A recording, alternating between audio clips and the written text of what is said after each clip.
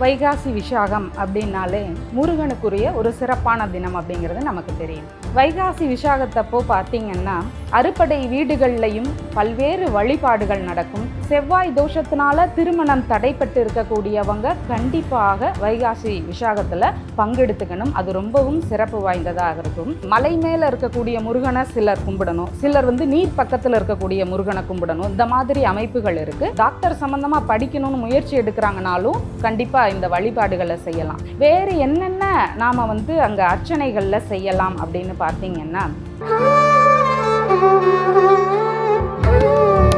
Astro Tamil அன்பு நேயர்களுக்கு வணக்கம். நம்ம சேனலை தொடர்ந்து பார்த்தீங்கன்னா ஜோதிடம், ஆன்மீகம் அப்படின்னு பல இன்ட்ரெஸ்டிங்கான விஷயங்கள் பார்த்துட்ருக்கோம். ஸோ அந்த வகையில் இன்றைக்கி ஜோதிட ரீதியான விஷயங்கள் பேசுகிறதுக்காக நம்ம கூட ஜோதிடர் திருமதி யுவஸ்ரீ அவர்கள் இணைந்திருக்கிறாங்க. வணக்கம் மேடம். வணக்கம். அஸ்ட்ரோ தமிழா நேயர்கள் அனைவருக்கும் வணக்கத்தை தெரிவிச்சுக்கிறேன். இன்றைக்கி நம்ம என்ன பேச போகிறோம் அப்படின்னு பார்த்தீங்கன்னா, தமிழ் மாதங்களில் வரக்கூடிய எல்லா பண்டிகைகளுமே ரொம்பவே சிறப்பு வாய்ந்தது. ஸோ அதில் இந்த வைகாசி விசாகம் அப்படிங்கிற ஒரு விஷயம் மே 30 வர இருக்குது. இந்த நாளில் என்ன மாதிரியான வழிபாடுகள் பண்ணலாம், இந்த நாளில் வழிபாடு பண்ணும்பொழுது என்ன மாதிரியான விஷயங்கள் நன்மைகளாக நம்மளுக்கு கிடைக்கும் அப்படின்னு சொல்லி இன்றைக்கி டீட்டெயிலாக பார்க்கலாம். ஸோ வைகாசி விசாகத்தோட சிறப்புகள் என்ன மேம்? வைகாசி விசாகம் அப்படின்னாலே முருகனுக்குரிய ஒரு சிறப்பான தினம் அப்படிங்கிறது நமக்கு தெரியும். வைகாசி மாதம் தமிழ் மாதம், அந்த மாதத்தில் வரக்கூடிய விசாக நட்சத்திரத்தண்டு வரக்கூடிய தினம்தான் வைகாசி விசாகமாக நாம் செலிப்ரேட் பண்ணுறோம். இப்போ அது முருகனுக்குரிய ஒரு சிறப்பான தினம். அந்த தினத்தில் விரதம் இருந்து காவடி எடுத்து இந்த மாதிரி முருகப்பெருமானுக்கு என்னெல்லாம் இஷ்டமாக இருக்கோ அதையெல்லாமே மக்கள் செய்வாங்க. எதுக்காக நம்ம வைகாசி விசாகம் கொண்டாடணும் அப்படின்னா, ஒரு தைரியம் வேணும், ஒரு வீரம் வேணும், ஒரு வெற்றி கிடைக்கணும் அப்படின்னு இருக்கக்கூடியவங்க எல்லாமே வைகாசி விசாகத்தில் முருகப்பெருமான அவசியமாக தரிசனம் செய்யணும். அது மட்டும் இல்லாமல் காவல் சம்பந்தமான பணிகள் குறித்த முயற்சிகளில் இருக்கிறீங்க, இல்லை பணிகளில் இருக்கிறீங்க, உங்களுக்கு சின்ன சின்ன தொந்தரவுகள் எல்லாம் இருக்குது, அதாவது ஆர்மி சம்பந்தமானது, காவல்துறை சம்பந்தமானது, இந்த மாதிரி காவல் சம்பந்தமான எந்த ஒரு துறையில் இருக்கிறீங்கனாலும் நீங்கள் அவசியமாக முருகப்பெருமான தரிசனம் செய்யணும் வைகாசி விசாகத்தன்று. அது மட்டும் இல்லாமல் இடம் சம்பந்தமான தொழில்கள், அதாவது நிலம் தொடர்பான தொழில்களில் இருக்கக்கூடியவங்க, ரியல் எஸ்டேட் சம்பந்தமாக செய்யக்கூடியவங்க, மற்றும் இல்லாமல் இடம் சம்பந்தமான பிரச்சனைகள், ஏதாவது கேஸ் அந்த மாதிரி இருக்குது அப்படின்னா அவங்களும் கண்டிப்பாக வைகாசி விசாகத்தில் விரதம் இருந்து முருகப்பெருமான தரிசனம் செய்யலாம். முருகப்பெருமானுக்கு விசாகன் அப்படிங்கிற ஒரு பேரும் இருக்குது. எதற்காக வந்துச்சு அப்படின்னு பார்த்தீங்கன்னா, விசாக நட்சத்திரத்தன்று அவர் அவதரித்தார். சிவபெருமானுடைய நெற்றிக்கண்ணிலிருந்து ஒரு அக்னி பிளம்பாக அவதரித்தவர் தான் முருகப்பெருமான். 6 நட்சத்திர கூட்டங்கள், 6 குழந்தைகள் இருந்தாங்க அப்படிங்கிறது தான் முருகப்பெருமானுடைய அவதரித்த தினம். அப்படி இருக்கிறதுனால அன்றைய தினத்தில் பார்த்திங்கன்னா விசாகன் அப்படின்னா மயில் மீது பயணிப்பவர் அப்படிங்கிற பொருள் இருக்குது. அதனால தான் அவருக்கு வாகனமாக மயில் இருக்குது அப்படிங்கிறது பொருள். அப்போ வைகாசி விசாகத்தப்போ பார்த்திங்கன்னா அறுபடை வீடுகள்லையும் பல்வேறு வழிபாடுகள் நடக்கும்.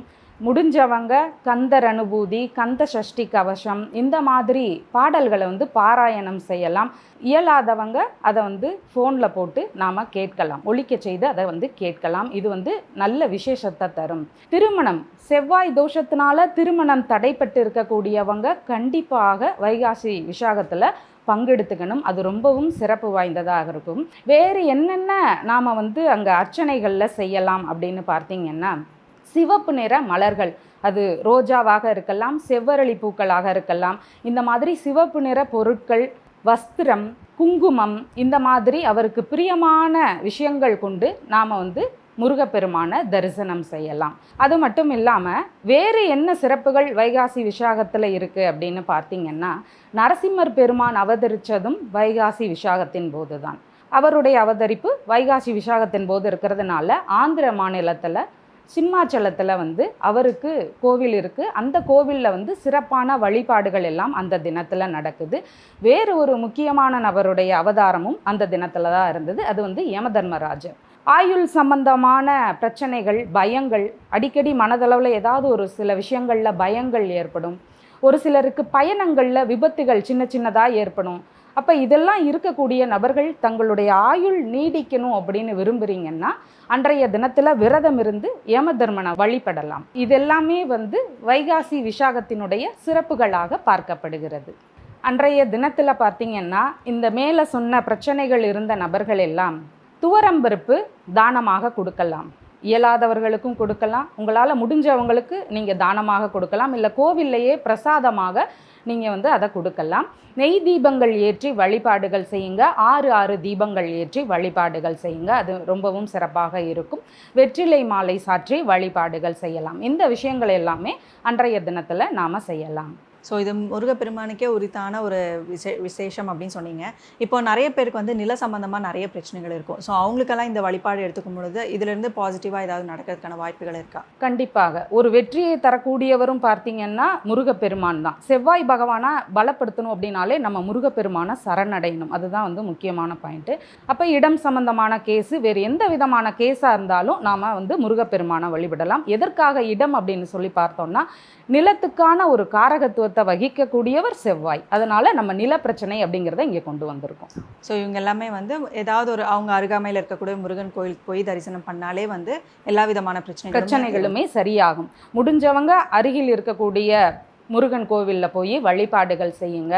அதற்கும் நான் மேலே போவேன் அப்படிங்கிறவங்க பாத யாத்திரையாக போகலாம். 6 படை வீடுகளுக்கும் பார்த்தீங்கன்னா ஒரு வாகனம் எடுத்து ஒரு குடும்பமாக போயிட்டு வர்றவங்களும் இருக்கிறாங்க. இந்த 6 படை வீட்டில் குறிப்பாக இந்த ஸ்தலத்துக்கு போனால் ரொம்ப இம்பார்ட்டண்ட்டான ஒரு விஷயம் நடக்கும் அப்படின்னா அது ஏதாவது இருக்கா?